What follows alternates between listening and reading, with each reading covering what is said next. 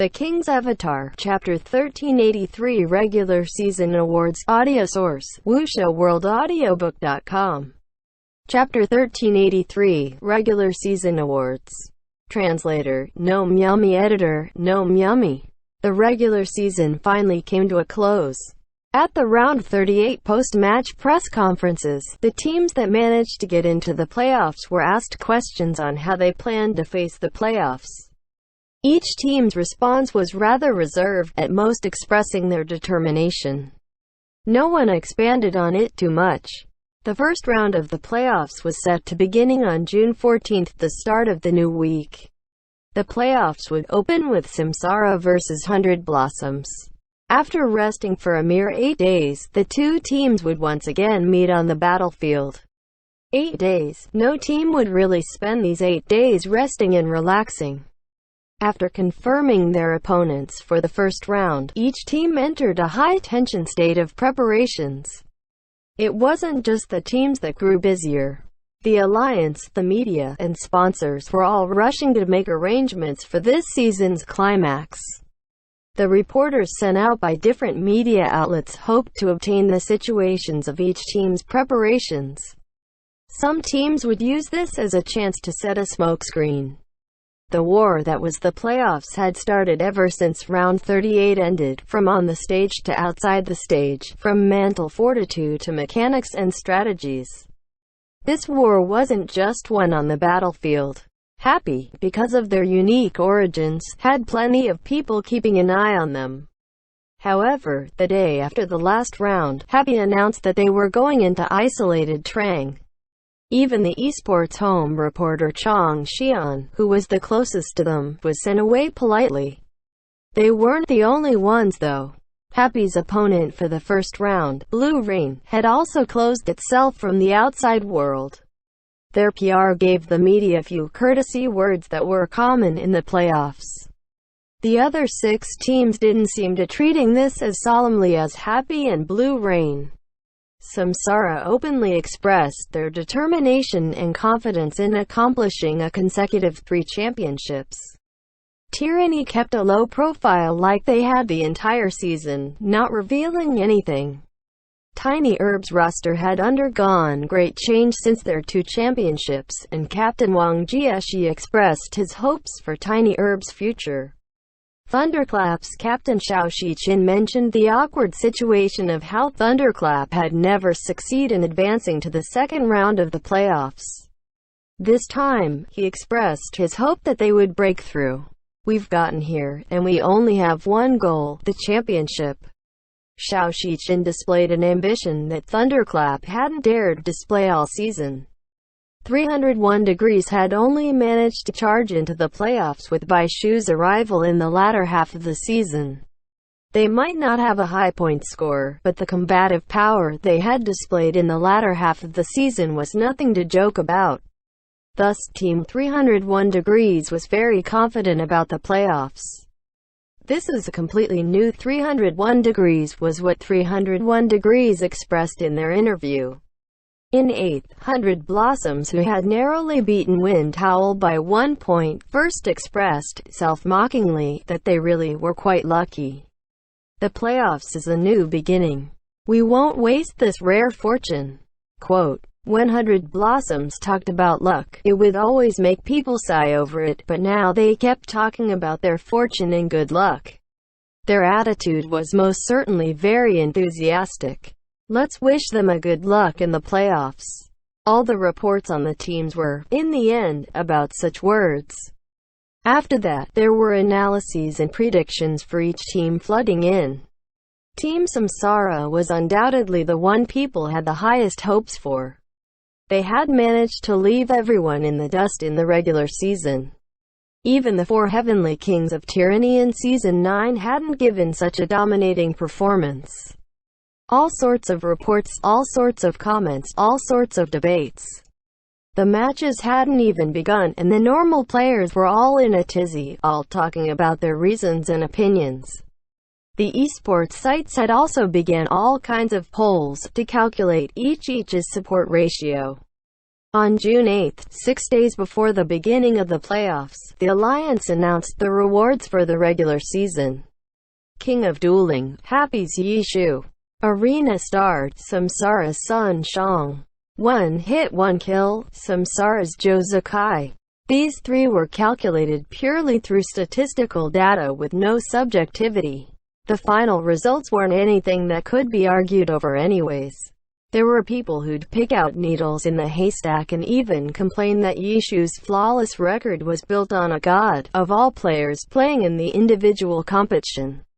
These people who were just looking for trouble had nothing they could actually use against a record like this. The occasional nitpicker would be ganged up on and insulted into submission. After the three statistically calculated awards, it was time for the other awards decided by the Alliance. Since different people had different opinions, these awards would elicit an intense debate each year. This year followed that trend, and the argument was the most intense yet because the best rookie went to Tangru.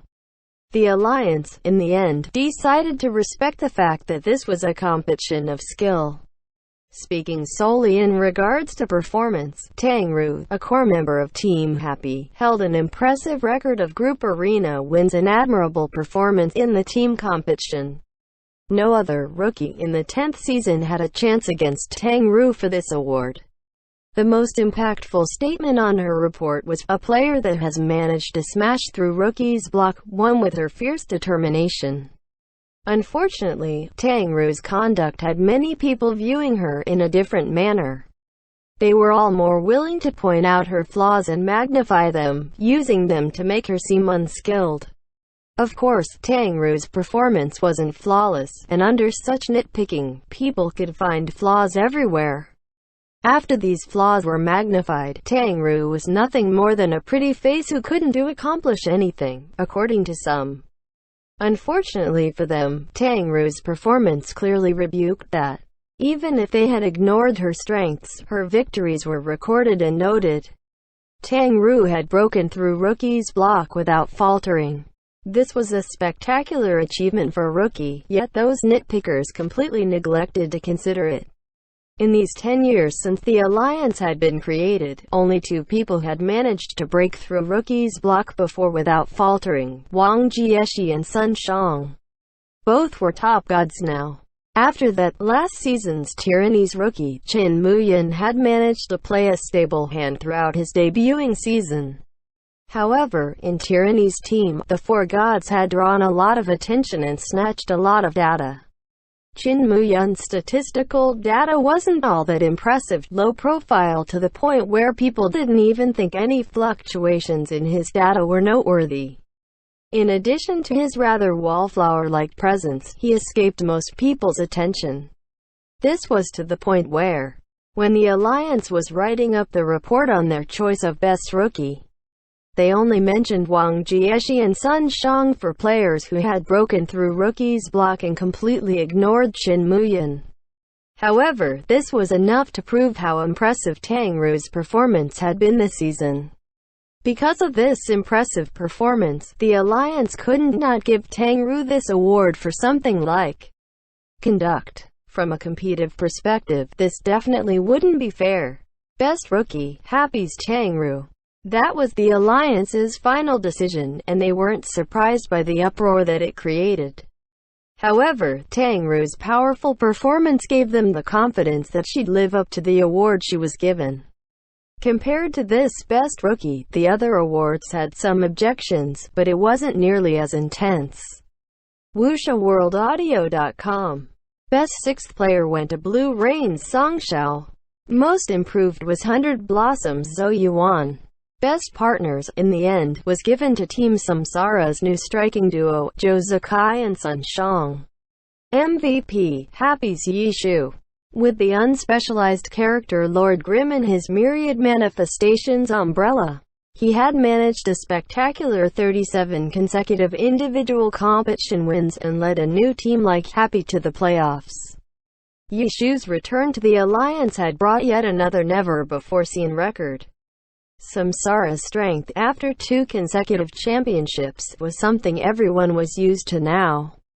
In contrast, the lack of it would be uncharacteristic and disappointing. Naturally, everyone's expectations rose. As for Happy, a new team like them reaching such heights was downright weird. What did one mean by valuable? This was valuable. It was because of his existence that Happy reached such heights. This display of value was the best explanation for the choice of MVP. A fourth time. That was when people realized that Yishu had broken yet another record with this award. Three-time MVP was a record belonging to Yishu. No one would have guessed that after so many years, he would win it again. Four-time MVP, and the Glory Pro League had only had 10 seasons so far. Behind Yishu, it was the Season 8 and Season 9 MVP Joe Sakai. Then, there was Season 7's Wang Jieshi, Season 6's Huang Xiaoshan, Season 5's Zhang Jiali and Season 4's Han Wenqing. These names, at the top of glory, had only gained such an achievement once each. The four of them added together was equal to one of Yishu. The true king has returned. This was what many thought, seeing the number of this greatest regular season award that Yishu had won. In the prep time for the playoffs, the regular season achievements had caused a small uproar, but this was something everyone was used to already. The regular season awards were distributed at around this time every year, and every year, there would be objections. However, such an intense argument over a rookie was something completely new. The alliance had been prepared, clearly stating the reasons for Tang Ru's award in an interview, but many still wouldn't accept it and continued to argue over it. However, they couldn't do much except argue, because they couldn't change the alliance's decision. The award winners would all be personally informed by the alliance. Chen Guo was exceptionally excited over Yishu's and Tang Ru's awards, while in the face of the other awards, Chen Guo became an irrational nitpicker. For example, for Best Sixth Player, Chen Guo thought Tang Ru performed well and was often fielded as sixth player, so she was definitely worthy of this award. For example, Most Improved Chen Guo didn't care that Chao Yifan only began playing official matches this year, saying that he had shown great improvement since he was in Tiny Herb, so he should get the award. Feng Rui had successfully switched classes, which was an improvement as well, so he should get the award as well. For example, for Best Partners, Chen Guo had only ever and would only ever accept Yishu and Su Mucheng as best, no debate. It should all be ours. In the end, Chen Guo was very unsatisfied with the alliance's choices and Chapter The King's Avatar, Chapter 1384 2 Close Audio Source, WuXiaWorldAudiobook.com. Chapter 1384 Too Close. Translator, No Myummy. Editor, No Myummy.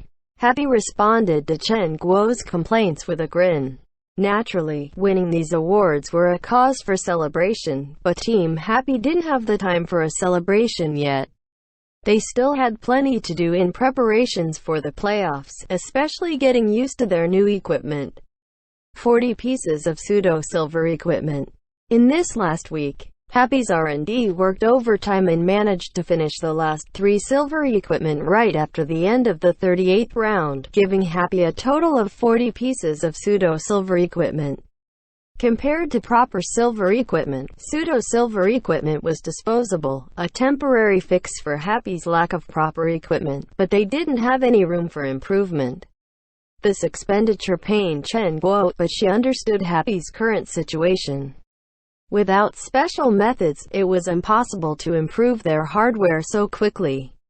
The other teams had managed to get to where they were through years of cumulative effort. No matter how talented Happy was, they couldn't catch up to the powerhouses in these 1 to 2 years of time. So, right now, Happy could only use these short-term solutions. It was just good that this solution didn't use up too many valuable materials, so it didn't conflict much with Happy's development of proper silver equipment. The only proper piece of level 80 silver equipment was the Myriad Manifestations umbrella.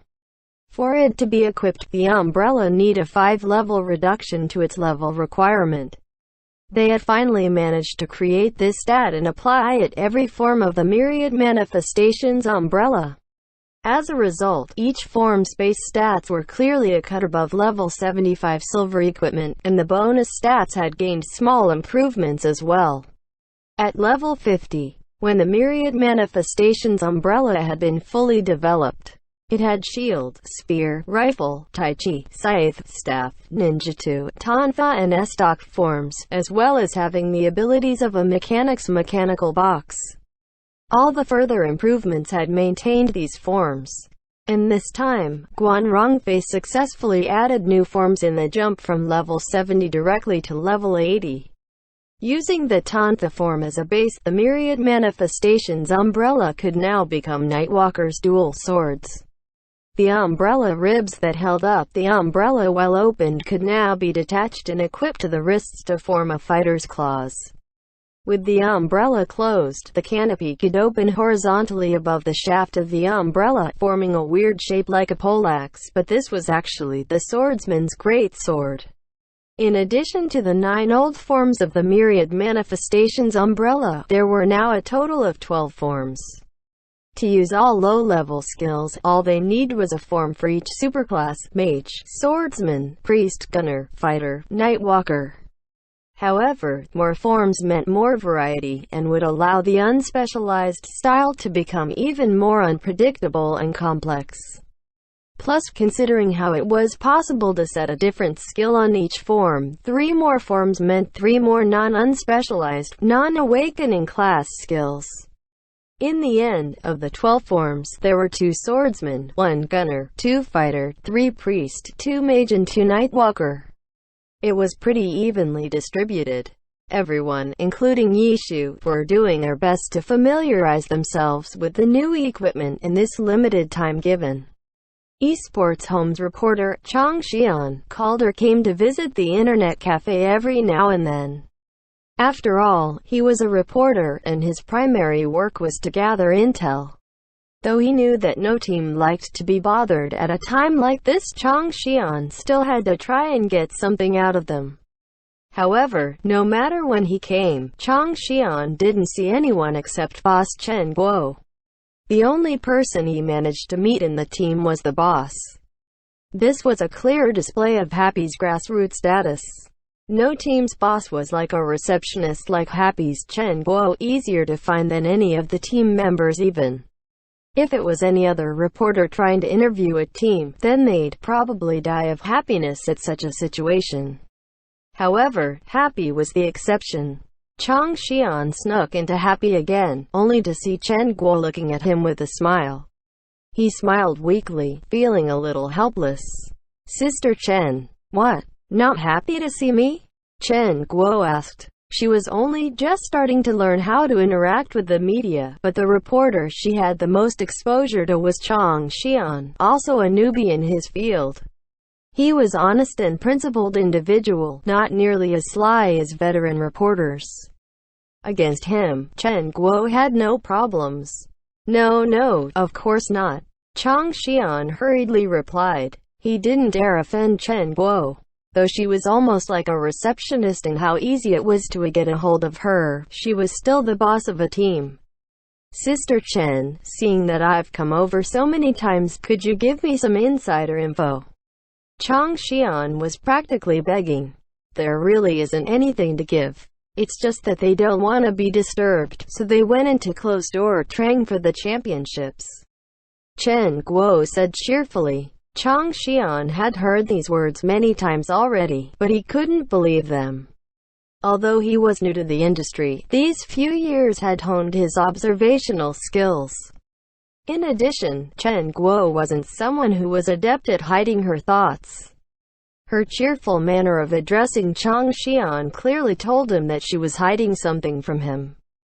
Sister Chen, can you let me see Brother Yi and the others and ask them about how they feel about the first round?" Chang Xian was close to tears. It might have been plain as day that there were things going on in the team that Chen Guo was hiding, but the problem was that she was hiding them, and hiding them well. Chang Xian didn't have any way of getting her to spill. She was clearly enjoying the feeling of knowing something that he didn't. They're pretty busy recently. Why don't you wait a couple days? Chen Guo answered, sounding completely serious. Then, Sister Chen, what do you think of the first round? Chang Xian could only make do with Chen Guo. Yes, make do. For any other team, getting an interview from the boss was no small feat, but over here with Happy, it was making do, because it was way too easy to get to see Chen Guo. Chang Xian had seen Chen Guo who knows how many times while eating noodles at the food stall on the street corner. They were familiar with each other like kin, and there was no sense of mystery to it at all.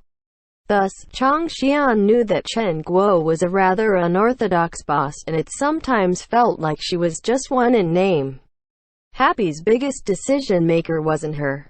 Of course, on the Alliance's database and Happy's registration forms, as well as the sponsorship forms, Chen Guo was the sole owner of Happy's assets, the biggest boss of Happy. This boss was a bit of a puppet, but she was more than happy to play the part.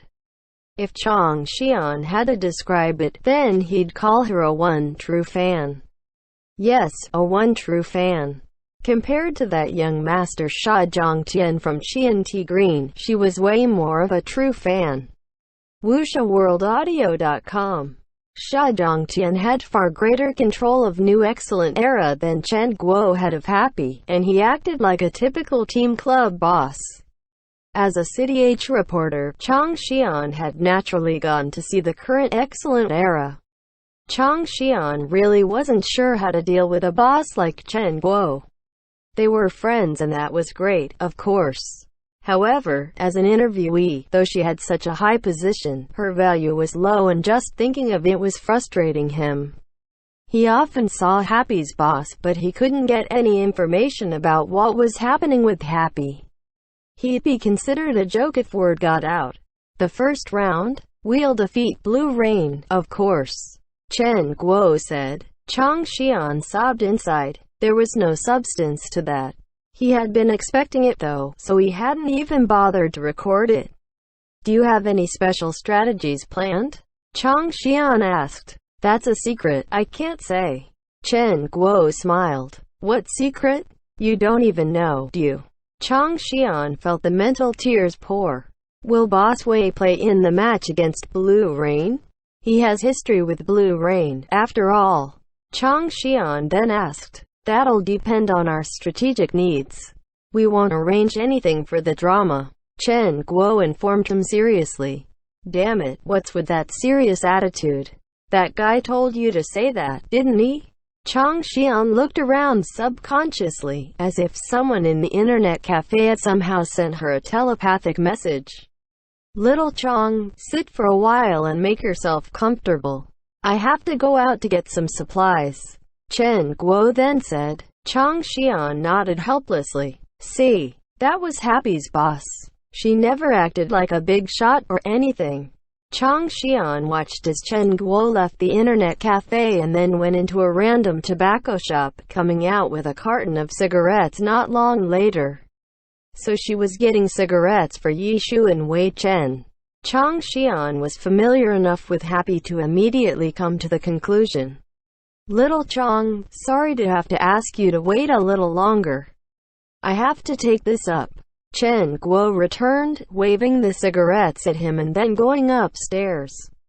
They were too familiar. Chang Xian's mental tears were like a relentless waterfall. They were so familiar with each other that they didn't think of him as an outsider anymore. Originally, this would be a great relationship to have. Getting so friendly with a team would be a great convenience for any team reporter. However, Chang Xian knew that he was too close with Happy now. They were close to the point where he felt rather ashamed to pry into their preparations, like he was desecrating the shrine of their friendship. He really hadn't been very good at drawing the line between professionalism and friendship. It was a little too late now for him to realize this. After a moment, Chen Guo came back down and began chatting casually with Chang Xian as she went through the bookkeeping for the internet cafe. Happy's boss believed that all the regular season awards should belong to Happy. This was what Chang Xian got from their chat. However, Was this something he could write into an article? Was it? This was just teasing between friends. Of course it wasn't something he could write. What was he to do? The weekly esports issue was going to be a special on the Glory League playoffs. This issue before the matches began was meant to be about the preparations for each team.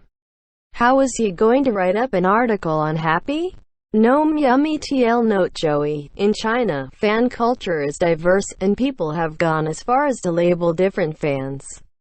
For example, I've used one true fan for, literally, true love fan, taking inspiration from OTP, 3, one true pair, threesome, etc. to mean a fan that feels sincere loyalty and love for their team, idol and is willing to follow them and help them, but generally keeps a clear head. You also have rabid, brainless fans, which has come up before in the novel, End Chapter. The King's Avatar, Chapter 1385 Playoffs Special Issue, Audio Source, WuxaWorldAudiobook.com. Chapter 1385 Playoffs Special Issue. Translator, Nomyami. Editor, Nomyami. Chang Xian was worrying over the fact that he might not be able to complete his assigned task. Professionally speaking, the blame was partly on Happy for not being reliable. Other teams, for example Blue Rain, were also in close training, and weren't taking interviews, but they had their own public relations team working to provide their reporters with something to report, allowing them to deal with their own work responsibilities. As for Happy, in a single year, they had the core of the team down, but they didn't have a club system that could deal with all their issues like Blue Rain did. Public relations. Happy didn't have anything of the sort. Chen Guo didn't have enough experience. While Yi Shu put everything he had into overseeing his team members' growth, their strategic arrangements, improvement of their equipment, accumulation of stored materials. However, he didn't care about things like dealing with the media that had no direct influence of their team's strength. The others wouldn't notice this sort of thing either, so Team Happy really had no understanding of this whatsoever. Chang Xian once again returned empty-handed. Some of Happy's regulars were now looking at him weirdly. He had heard them mumbling once and almost coughed blood. With him running over to Happy so often and constantly hanging around Chen Guo, he no longer seemed so innocent. In the eyes of outsiders, he seemed like a shameless pretty boy who refused to stop clinging to Chen Guo. Chang Xian felt like crying himself to death when he went back and checked their esports home reporters group chat. The other team reporters responsible for the playoffs issue had plenty of material to go on, and even the City G reporter responsible for Blue Rain had a draft that Blue Rain had provided. All he had to do was add some of his own opinions and then he'd be good to go for Blue Rain. As for him, this time, he'd better not think of distinguishing himself from everyone else. If he could even get anything in, he'd be content. Chang Xian could feel his anxiety rising. He pulled on his hair. He couldn't sleep. He didn't bother hoping for an article draft like Blue Rain had given because he knew very clearly that Happy didn't have anyone to deal with that sort of thing. He couldn't place his hopes on the players. They didn't have the time. Apart from that, Boss Chen, Chang Xian felt cold sweat on his head just thinking about it. His impression of Chen Guo was the furthest it could be from writing this sort of thing. There was nothing for it. He could only rely on himself. He'll just make it up. He'll show it to them afterwards to make sure it was okay. Helpless, Chang Xian could only write up draft himself. After struggling over it for 2 days, he went back to Happy, with a slight hope that he might be able to meet one of their players, only be crushed when he saw Chen Guo downstairs again. Sister Chen, Chang Xian greeted. Back again. Chen Guo greeted him, but why did that Agarin sound so piercing? Looking around the internet cafe, there were quite a few looks of disdain directed at him that were quickly retracted and fixated to computer screens when they noticed Chang Jian looking over. I drafted this article on Happy for the playoffs issue. Have a look, how is it?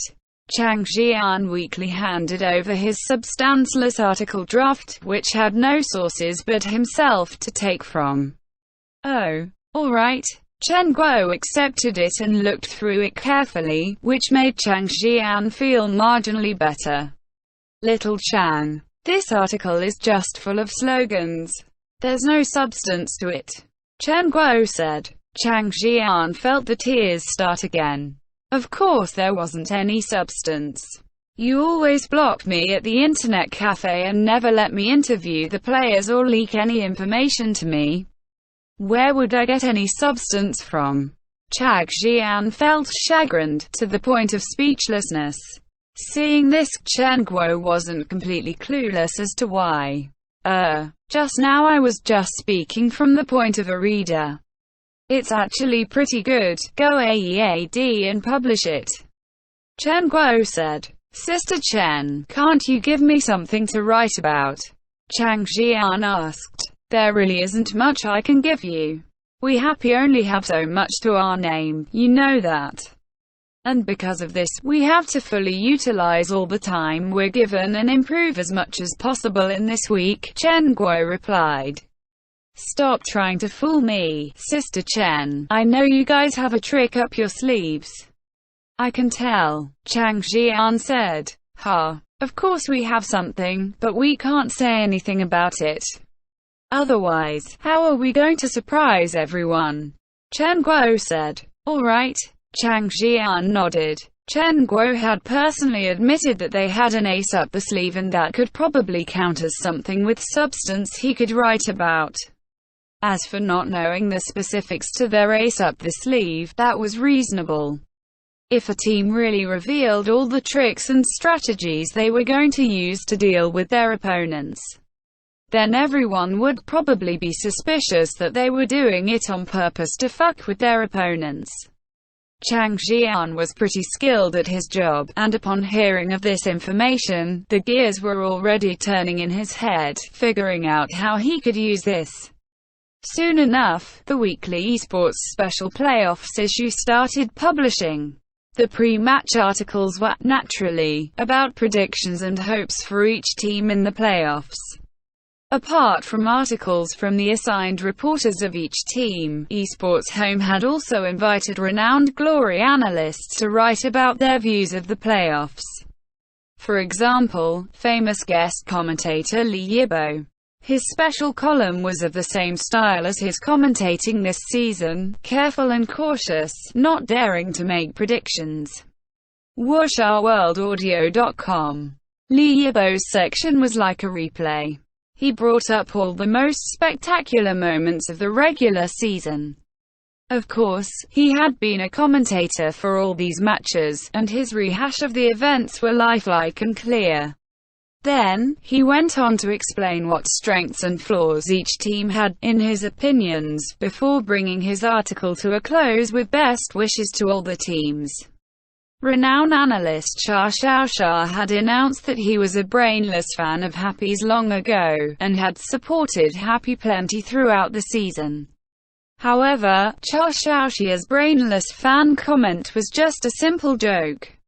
He merely looked more highly upon Happy and thought them more interesting. He merely spent more effort on uncovering Happy's strengths. His praises for Happy were methodical and logical, unlike those Happy haters with Ruan Cheng at their head. They were really brainless crazies and pretty much beyond saving with their delusional talk. In Xia Xiaoxia's column, he had continued to express his love for Happy, and in his analysis for the 8 playoffs teams, Happy took up 70% while the other 7 teams took up the other 30%. The editorial department had mixed opinions on if they should invite Zhao Chenrui to write a section or not, because this guy was a real brainless maniac when it came to what he loved and what he hated. It would be natural that anything he wrote would lack objectivity. In the end, the editorial department decided to try and get Zhao Chenrui to write a piece not about Blue Rain and Tiny Herb. In the end, they were resolutely rejected by Zhao Chenrui. Others, like Ruan Cheng, only wrote for Esports Times, so even Esports Home wanted them, they wouldn't be able to invite them. They had gotten plenty of long and eloquent pieces. Apart from these renowned analysts, they also had a few by-pro players, some retired, some still going. The players of the 8 playoffs teams naturally didn't have any time for it, but the players of other teams were already on summer break. The media usually invited renowned gods to write for them. This time, they had managed to invite Void's Li Xuan, Misty Rain's Chu Youngshu and Royal Styles' Qian Sen. The three had more or less recovered from their disappointment of this season, and had their popcorn prepared for the show AEAD. They each had different views on how the playoffs would go. Li Xuan had his bet set on Samsara. This was the most mainstream opinion. There wasn't much more to it. Chu Youngshu, on the other hand, was rooting for Happy, and she directly admitted that the main reason was because her good friend was in Happy. Of course, afterwards, she also went and discussed Happy's strengths and flaws from a competitive perspective. As for Tian Sen, he had his eyes set on Tyranny. He thought that, after holding back for a season, they would meet the playoffs with explosive force. Royal Style, once at the top, was heading towards ruin, and Tian Sen deeply felt that forlorn feeling of feeling himself wither away. Tyranny's veterans were, no doubt, currently experiencing this stage of life. Though Tian Sen was in his prime as a pro player, he had the same feeling as he watched them. His hopes in them was more like well wishes. The Esports Weekly issue was comprised of these contents. Afterwards, the reporters they had sent provided more into each of the 8 teams. Apart from Blue Rain and Happy, the other 6 had managed to interview the team players and had plenty of material. Blue Rain's club had provided a draft, and the reporter had, naturally, built off of that. Happy's was a little worse. Chang Jian had more or less written a draft for Happy and then used what little he had gotten from Chen Guo to expand. Yet, in the end, the 6 that had managed to interview the team players all seemed rather plain and boring. The severe atmosphere of the playoffs seemed to have already enveloped them. Though they had personally faced the media, the players of those 6 teams had barely said anything of substance. Blue Rain had provided a draft, so that was even worse. In the end, it was Chang Jian's piece on Happy that was most authentic, stating how boss Chen Guo herself had personally admitted that Happy had an ace up the sleeve for the playoffs.